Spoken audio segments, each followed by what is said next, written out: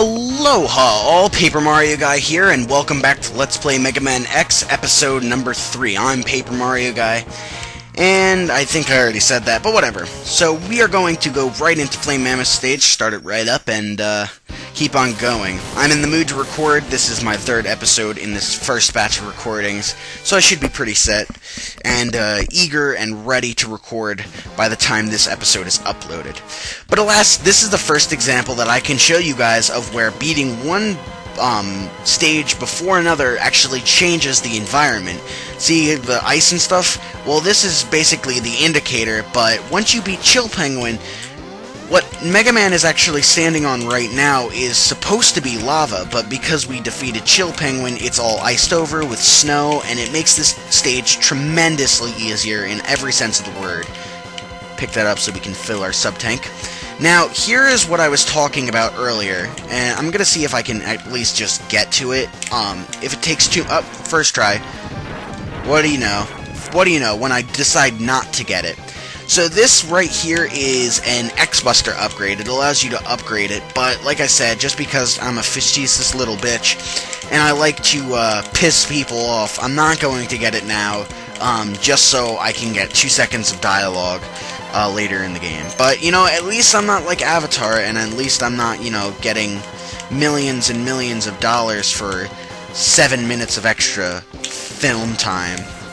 Like, I don't know if you guys have heard about that, but apparently Avatar is getting a re-release in specific theaters for only 7 minutes of extra time, and I guarantee it will make millions of dollars, especially considering how, you know, people liked it the first time. But that's a whole different story for a whole different, you know, rant. And let's break this, and Booyakasha, yet another sub-tank to add to our collection. So let's look where we're at.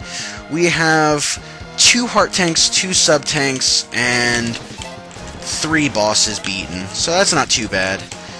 Not too bad at all, if I do say so myself, and I do say so myself. Oof.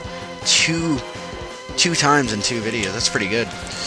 But anyway, we have these little conveyor belts, but the stage is pretty much done from here on out.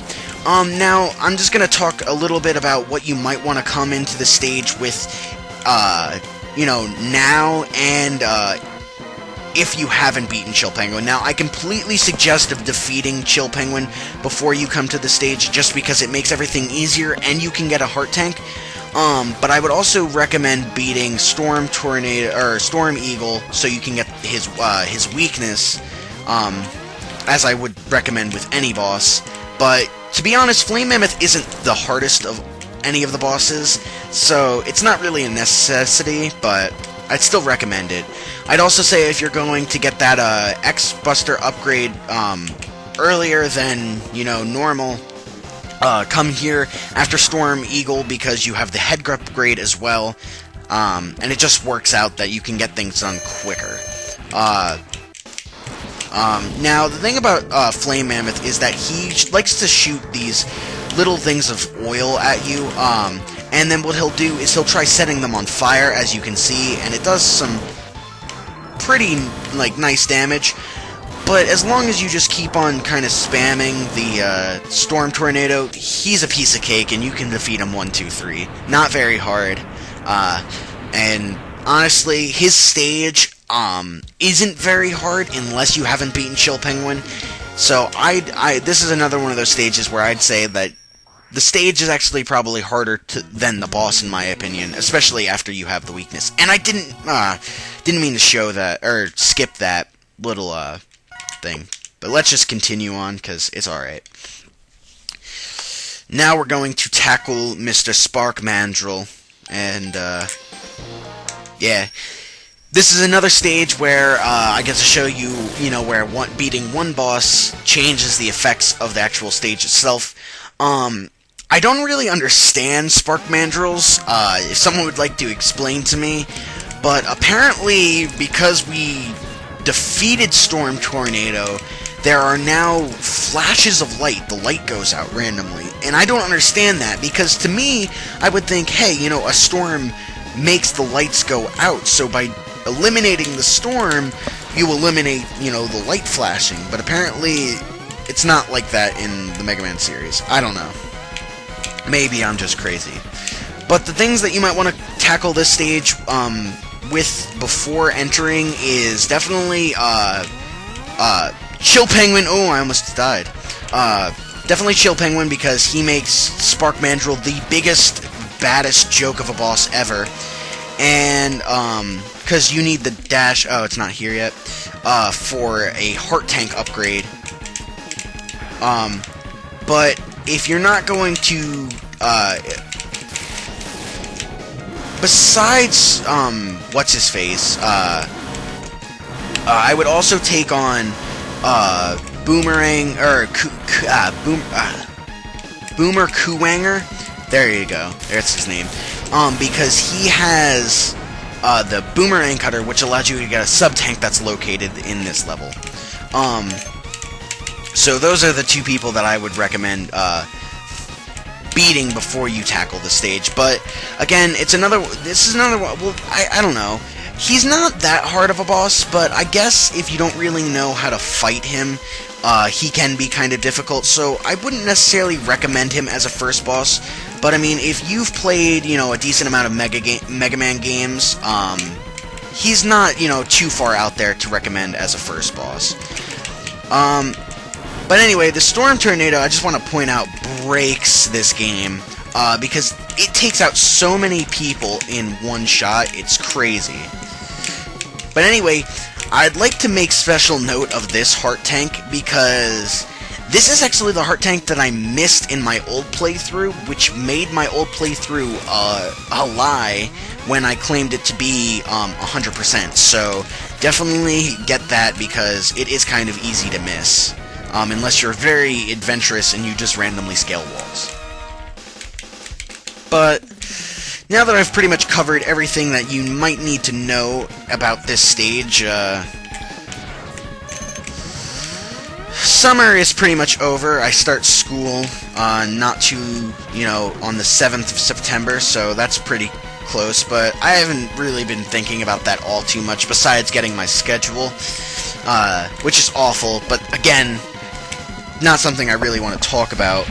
But yeah, I haven't really been doing much since around July. July was, I mean,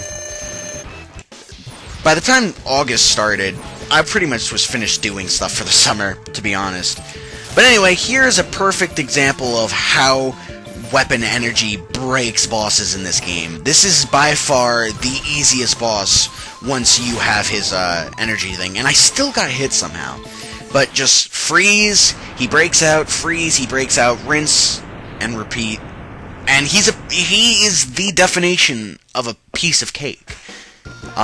He's just so easy, and to be honest, I kind of almost don't like fighting him with his weakness, just because it kind of sucks the fun out of the fun of the boss. And I don't know if I'm going to do that later in the boss rush, or not, because I was actually thinking about taking a page out of Clement J642's book, and, you know, speeding up the boss rush to kind of make it more enjoyable, you know, but it's not a traditional boss rush in this game, so I'm not going to. But, you know what, we have plenty of time. We're only up to 9 minutes, so I'm just going to take on Armored Armadillo stage, who's the next person in the boss order. But yeah, because this game is different from majority of the Mega Man games, which they actually went back to it in, you know, Mega Man X2 and beyond. I can't do that, so I don't know what I'm gonna do. I think I'm gonna show them all, but I don't know. Okay, so what you want to do is you want to let this guy pass, and then go behind, and there is our third sub-tank. So we almost have all 4 sub-tanks already. We're pretty much blowing through this right now. It's not, you know, it's not taking terribly long. But something that you might want to note is that the flamethrower, unless he dies before I get there, takes this guy out really, really fast. So if you're looking for a quick way to take him out, that would be it, and we'll have to do that later in this stage to get a heart tank, actually.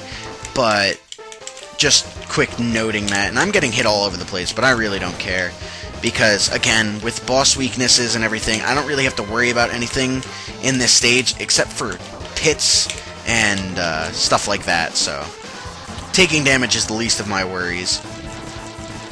But this is actually something to note about this stage. This stage is really, really freaking good for grinding, both in sub-tank energy as well as lives, because these bats like to drop lives a lot. I don't know why, but they do. So just keep that in mind. Also, keep in mind, you don't want to land on this guy when you're coming down, because he will kill you. He will kill you in one shot. His hands, they have spikes on them, and if you know anything about the Mega Man series, and the Mega Man X series, and any Mega Man series, is that Mega Man doesn't like spikes at all. He will die very quickly, so keep that in mind when you're taking on the stage. But as far as, you know, people that, or stages that you might want to beat before this stage, and, you know, just general tips about this game to get some of the things, you can actually get that heart tank without beating Flame Mammoth first. You just have to land in front of the thing so it doesn't kill you, and you can get that. So you don't really need to take out Flame Mammoth, but that's the easier, safer way, so I recommend that.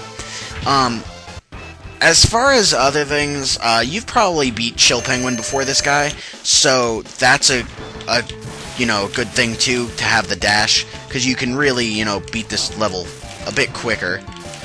But anyway, Electric Spark, as you can see, is just completely raping this guy. Completely gets rid of, like, his defense, and can damage him while he's rolling.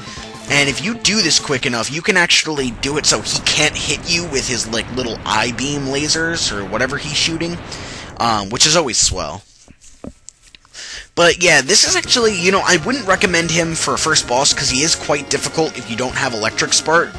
Or, not even so much difficult, but he's just very tedious and annoying, and he can do a lot of damage. But you really don't need anything. You don't need any of the, you know, upgrades or any of that stuff. The only thing that you may need is Flame Mammoth's thing, and like I said, you don't even really need that if you've, if you can just land in front. But anyway, we got more done in this episode than I thought we were going to do. We got 3 bosses done, another 2 sub-tanks, I believe, and some heart tanks. So that's always swell, and in the next episode, we are going to tackle the final 2 Mavericks, Launch Octopus and Boomer Kuwanger. Following that, we will do the obligatory X-Series backtracking to get some of the upgrades, and then it's on the Cygnus Fortress, so we're blowing right through this game. Until next time, I'm Paper Mario Guy of the Koopa Ninja Bros, and I'll see y'all next time.